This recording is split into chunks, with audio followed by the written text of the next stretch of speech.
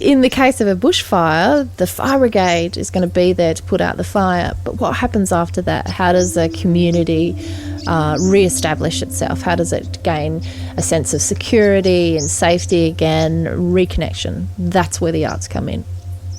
Disasters can wreak havoc on a community. We all found ourselves in the thick of something that we could never really have imagined. Bushfires, drought, floods.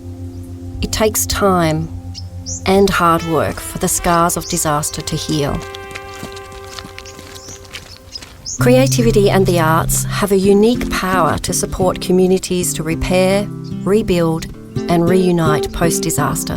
What we're looking at here is several sets of xylophones made from old water pipe heater.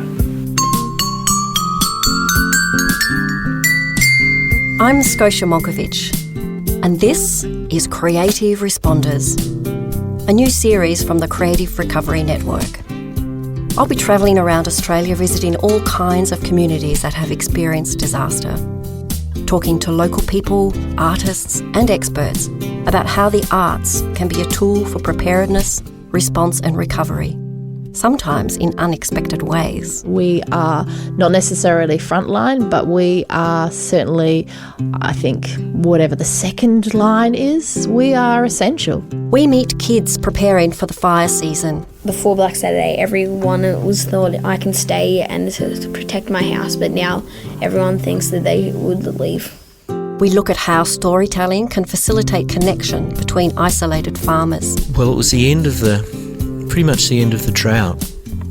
And there was a lot of doom and gloom. Understandably, it was a really dire time for a lot of people, and mental health was a serious issue for a lot of people across the country.